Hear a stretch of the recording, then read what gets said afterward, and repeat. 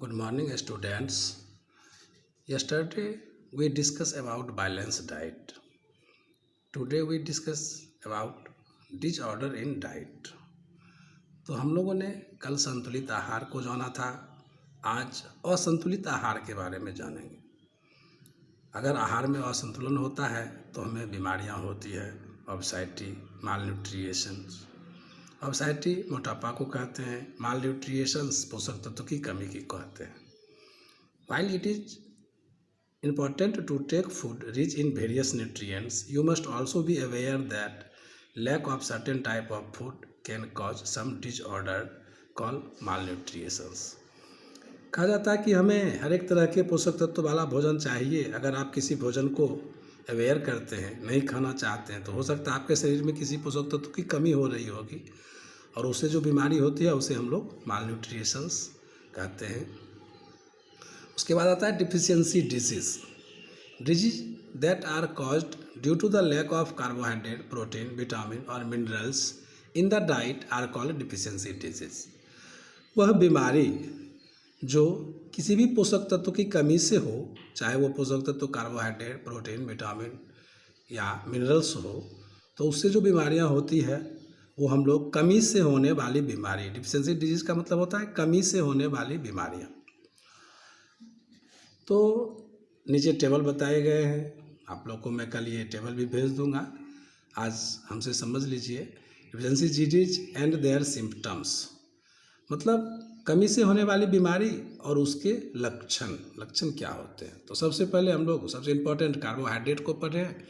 तो कार्बोहाइड्रेट की कमी से कौन सी बीमारी होती है?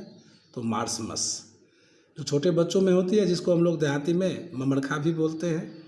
द ग्रोथ इज स्टॉप्ड, छोटे बच्चों का बढ़ना रुक जाता है। Body is very thin and weak, शरीर उनका दुबला हो जाता है और कमज़ोर और पतला हो जाता है।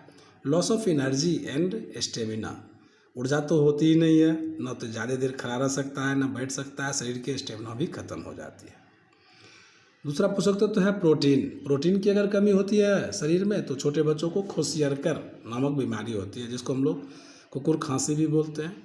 स्वॉलन स्टोमच, पेट फूल जाता है। थिन लेग, पैर पतला हो जाता है। एंड अगली पिक्चर स्किन, और स्किन जो है झुर्रीदार हो जाते हैं। और तीसरा पोषक तत्व है फैट, जिसकी कमी से भी मार्समस होता है, क्योंकि ये भी ऊर्जा देती है। इच्ची, फैटिग्यू एंड ड्राई स्किन सूखे हो जाते हैं, घमौड़ियाँ हो जाती हैं। जॉइंट पेन्स, जोड़ों में दर्द होते हैं। डिप्रेशंस, हमेशा नेगेटिव सोच, रोते रहना। एंड इनएबिलिटी टू कंसंट्रेट, किसी चीज़ को ध्यान देना, एक टक देखना, इसकी कमी आ जाती है उनमें। फिर एक विटामिन ए की कमी से नाइट ब्लाइंडनेस होता है, जिसको हम लोग रतौंधी बोलते हैं। ड्राइनेस इन आई, आँख सूखा रहता है, आंसू की कमी हो जाती है। इम्प्रॉपर विजन्स, दिखाई भी ढंग से नहीं देता है। आई इन्फेक्टेड, और जल्दी आँख इन्फेक्टेड हो जाता है, लाल हो जाता है, फूल जाता है, सूजन आ जाता है, etc। और पांचवा है विटामिन बी, विटामिन ए की कमी से नाइट ब्लाइंडनेस और विटामिन बी की कमी से बेरी, ये भी एक बीमारी का नाम है। तो loss of appetite, heart abnormalities, pale skin, irritations of eye, frequent headaches, etc। अब बेरी बीमारी में आपका हार्ट संबंधी प्रॉब्लम होता है, स्किन पीला हो जाता है, आँख में चिड़चिड़ापन लगता है और कभी कभी सर दर्द भी बार होते रहता है। आइए हम लोग आगे देखते हैं टेबल में किसकी जानकारी दी गई है। तो आगे है विटामिन सी की कमी से स्कर्वी नामक बीमारी होती है, जिससे bleeding gum, poor appetite and skin disorders, मसूड़े से खून आने लगता है, स्किन में भी कुछ कमियां आ जाती हैं, चमक गायब हो जाते हैं। विटामिन डी की कमी से रिकेट नामक बीमारी होती है। सॉफ्ट बोन्स, पिजन चेस्ट, हड्डियां कमज़ोर हो जाती हैं, छाती कबूतर की तरह ऊपर उठ जाता है। नॉक नीज, जो ठेहुना हम लोग जिसको बोलते हैं, नी जॉइंट, वो टेढ़ा हो जाता है। बो लेग्स, पूरा पैर का हड्डी टेढ़ा हो जाता है। विटामिन ई की कमी से क्या होता है? तो रिप्रोडक्टिव डिसऑर्डर। प्रजनन क्रिया अनियमित हो जाती है। डैमेज स्किन, आपका स्किन की रौनकता चली जाएगी। प्रीमोटर्स अगेंस्ट द लंग्स प्रॉब्लम्स, और आगे में फेफड़ा क्या दिक्कत भी होना शुरू हो जाता है, मतलब जल्दी जल्दी हपसना हो जाता है। विटामिन के की कमी से क्या होता है, तो हेमरेज हो जाता है। विटामिन के की कमी से हेमरेज होता है। Excessive bleeding from any injury. आपको विटामिन के की कमी है तो आपका कहीं कट फट गया तो आपका खून जल्दी जमता नहीं है, यही दिक्कत हो जाते हैं। खून जमते नहीं है और ब्लडिंग चलते रहते हैं, जल्दी खून रुकता नहीं है।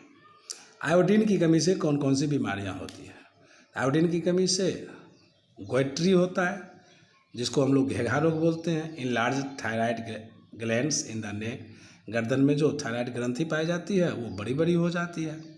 आयरन की कमी से क्या होता है, तो एनीमिया है। आयरन की कमी से एनीमिया नामक बीमारी होती है। ये सब अब कैल्शियम के नाम आ रहे हैं, मिनरल्स के नाम आ रहे हैं। A person look pale and tired, loss of apatite.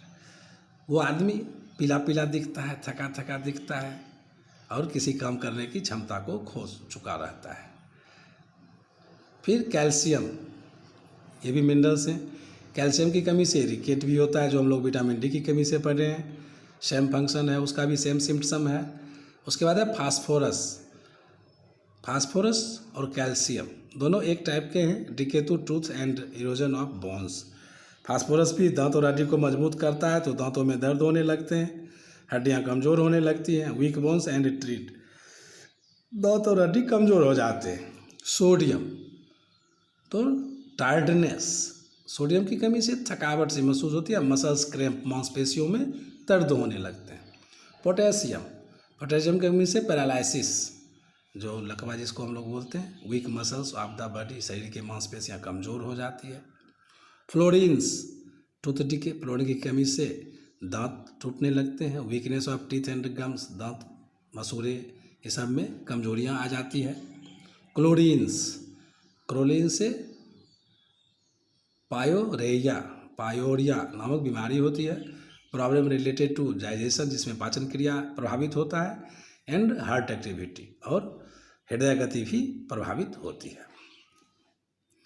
अब आता है how to maintain the food quality. अब भोजन के प्रकार को कैसे मेंटेन रखें, तो कुकिंग ऑफ फूड, सबसे पहले पकाने में क्वालिटी देखना है। Eating the right kind of food is not enough. सही प्रकार के भोजन को ज़्यादा पकाना नहीं चाहिए। It should also be cooked properly so that it nutrients are not lost. इसको इस ढंग से ही पकाना चाहिए कि इसमें जो पोषक क्षमता पाई जाती है वो बर्बाद ना हो, वो जले नहीं। Almost all type of food are processed in some way before they are eaten. इस प्रकार से हर एक भोजन में कुछ ना कुछ सुरक्षा है, कुछ ना कुछ प्रक्रिया है खाने से पहले। एडवांटेज ऑफ कुकिंग, हमें पकाने से क्या फ़ायदा होता है, तो food is cooked to make it easy to eat, digest and to kill the germ. पकाने से फ़ायदे हैं कि वो खाने में आसान हो जाते हैं, आसानी से पच जाते हैं, उसके अंदर जो कीटाणु हैं वो मर जाते हैं। अब है डिसएडवांटेज, घाटा क्या क्या होता है पकाने से।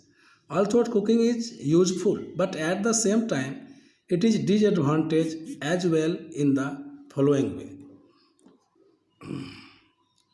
पकाना अच्छी क्रिया है, लेकिन कभी कभी ज़्यादा पकाने से निम्नलिखित घाटे भी होते हैं।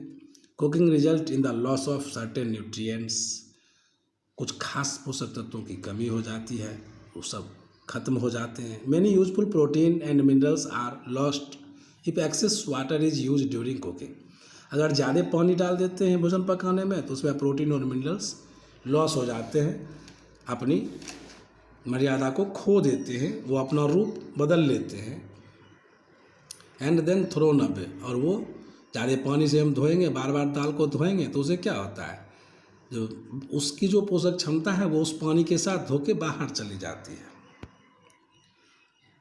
Vitamin C gets easily destroy by heat during cooking.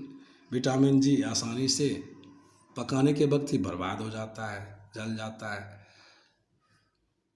Some of the important nutrients such as ascorbic acid and folic acid, which are susceptible to oxidations and rapidly oxided by the brisk cooking.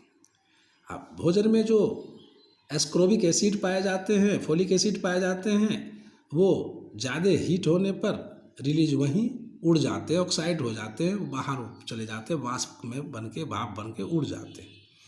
Minerals are also affected by high temperature. ज़्यादा तापमान में पकाने से minerals भी प्रभावित होते हैं। इन some cases flavours में be lost by brisk cooking.